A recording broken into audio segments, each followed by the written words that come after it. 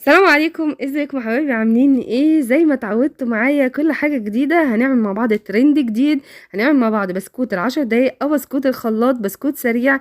عملنا من كوبايتين دقيق وبيضتين 50 قطعه من البسكوت او الكوكيز الموفر الاقتصادي. تقدري تسميه بقى زي ما انت عايزه. بجد حلو قوي، مقرمش وطعمه جميل جدا من بره وطري وطعمه جميل قوي. بجد مش هقدر اوصف لكم جماله وقد ايه هو سريع وما خدش معايا وقت. احنا كنا كده خلاص بالليل بعد العشاء، وزي ما انتم شايفين الشتاء بيحب بقى ايه الحلويات والحاجات كده دي بالليل، فلزوم الدفى. فقلنا بقى ايه نشغل الفرن وندفي البيت بحاجة سريعة وحاجة حلوة واقتصادية. وكمان اللي بالكاكاو بجد كان تحفة قوي. يلا بينا كده من داخل الفيديو نشوف عملنا الطريقة ازاي. يلا نبدأ.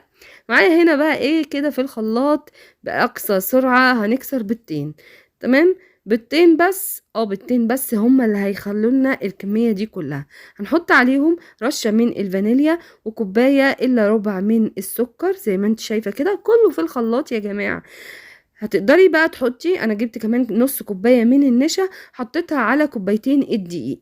تمام، هتديني طعم حلو قوي وهتفتح لون العجينه وهتخليها جميله جدا. لو ما عندكيش نشا تقدري تستخدمي كاستر، تقدري تستخدمي حتى السحلب، كله متاح يا جماعه. معايا هنا بقى كمان كوباية الا ربع من السمنة او الزيت. تقدري ان انتي بتسيحيها طبعا الاول وتحطيها.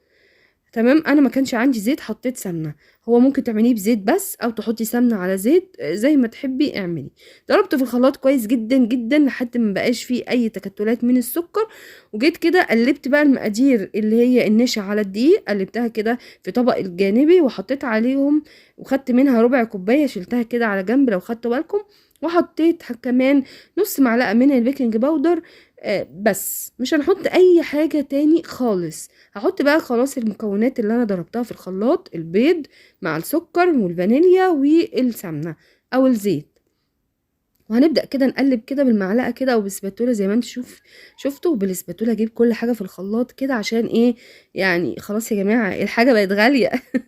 ما سيبش اي حاجة خالص، وابدأ كده اقلب بالسباتولا زي ما انتم شايفين العجينة هتلاقيها ملزقة سيكة كده. تمام، مش مشكلة لان انا لسه هقسم العجينة واحط عليها كمية من الكاكاو. تمام، انا كده احتجت كمان الربع كوبايه اللي كنت حطاها على جنب بتاعه الدقيق حطيتها. في المرحلة ديت خلاص برضو هتلاقي لسه على فكرة العجينة فيها تلزيقة شوية. هنقسمها وهحط عليها حوالي ربع كوباية من الكاكاو الخام، او تقدري تستخدمي الكاكاو المحلى، اي حاجة متاحة عندك ايه اعمليها. هتلاقي العجينة ظبطت معاكي ومفيش اي مشكلة. كمان الجزء الباقي من العجينة حطيت عليها ربع كوباية من الدقيق برضو، علشان تظبط يعني. طبعا انا بخلي ربع كوبايه على جنب علشان لما احتاج. شايفين دي انا حطيت عليها الكاكاو، ما احتاجتش اي حاجه تاني ولا دقيق ولا اي حاجه، لان الكاكاو فيه نسبه طبعا كاني بزود دقيق. وبدات كده، والجزء الباقي ظبطته ان انا حطيت العجينه البيضه حطيت عليها رشه من الدقيق. بدأت كده أكور كور صغيرة جدا قد كده حباية عين الجمل، وبغطاء إزازة كده، طبعا ده موجود في كل بيت. وبدأت أعمل كده حوالي 5 تشكيلات كده اهي، بكورها كده كورة كده صغيرة كده زي ما انتم شايفين. وبغطى الازازة 1 2 3 4 5 بس كده. شايفين الجمال؟ حاجة اخر سهولة يا جماعة. طيب ما عنديش غطا ازازة هعمل ايه؟ هقف مش عارفة اتصرف؟ لا، نقدر نجيب معلقة. المعالق في كل البيوت طبعا، معلقة وبسن المعلقة الصغيرة وابدأ اعمل برضو نفس طريقة التشكيل. اقدر اجيب شوكولاتة شيبس كده او شوكولاتة مبشورة وابدأ احط على وشها، وبقى كده الكوكيز السريع الموفر زي بتاع الافران.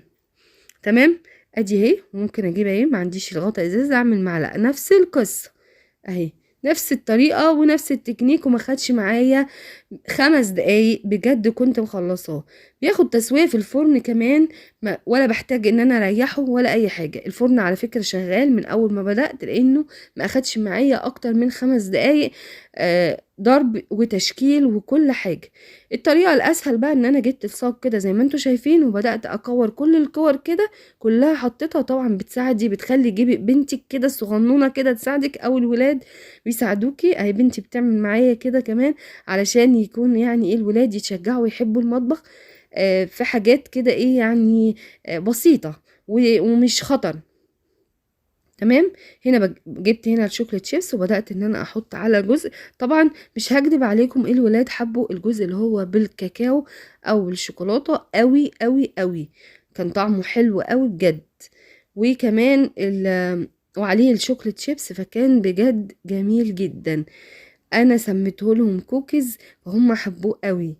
وبدأت كده اسهل تشكيلة زي ما انا قلت لكم، ان انت تكوري العجينة وتحطيها ترصيها كلها في الصاج اللي هتخبزي فيه على طول مباشرة، وتبدأي تشكليه وهو في الصاج كده اهي. بديله تبطيطة خفيفة وبحط هنا الشوكليت شيبس وببدأ وهو بقى بيدي ايه نفشة شوية في الفرن. تقدري تصغري كمان كمية حجم الكور عن كده كمان، لان هو بينفش وبيزيد شوية في الفرن.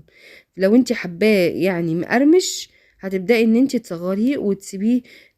اول ما بتدخليه الفرن، بندخله الفرن على درجة حرارة 180 لحد لما بتلاقيه من تحت احمر. ما بياخدش 5 دقايق في الفرن طبعا، لان الفرن بيكون سخن. بياخدش 5 دقايق. اول ما تلاقيه من تحت احمر خلاص بتطفي عليه. وانا طبعا لازم هتحطي شوكليت، لازم تحطي معاهم واحدة كاكاو في التسوية، واحدة ابيض يعني، علشان تقدري تتحكمي في التسوية وتكوني شايفة التسوية المظبوط. تمام. يعني لو هتحطيه كله شوكولاته يبقى لازم تاخدي بالك من التسويه زي ما انت شايفه في العجين. طبعا انا هجيبه لكم في الاخر اثناء التقديم. مش هعرف اجيبه لكم في التسويه او الجزء ده يعني في الحقيقه ما تصورش، بس هتشوفوا شكله عامل ازاي ولونه ازاي لما يستوي. بجد كان جميل جدا. انا خلصت الكميه كلها، اخدت معايا 50 قطعه. 50 قطعه من كوبايتين دقيق وبيضتين وكوبايه الا ربع من السكر. او شايفين لونه بيكون عامل ازاي؟ اول ما بتلاقيه عمل اللون ده وبصي وشه ابيض مش مشكله، اهم حاجه احمر من تحت بتقفلي عليه وخلاص كده. عايزاه مقرمش وناشف، خليه متهوي كده في طبق زي ما انت شايفه كده.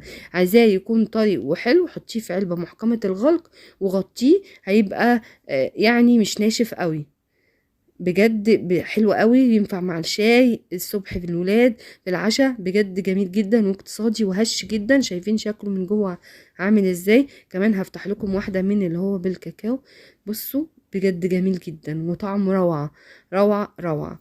الولاد عندي عجبهم اللي بالكاكاو قوي، اللي هو ده، واللي بالشوكليت كمان اكتر. طبعا يعني انتوا عارفين الولاد بيحبوا الشوكليت. شايفين لونه عامل ازاي، سواه عامل ازاي كله، ومن جوه شكله عامل ازاي. بجد حلو قوي قوي. انا بسميه الكوكيز الاقتصادي، او بسكوت ال10 دقايق، او بسكوت الخلاط. يوم ما بنحب نعمله في ثواني بيكون خلاص. 50 قطعة دول يعني بجد كانوا في منتهى الجمال والسرعة والخفية. اشوفكم بقى في فيديو تاني جاي جديد وحاجة اقتصادية. وما تنسوش في اللايك والشير والسبسكرايب. مع السلامة.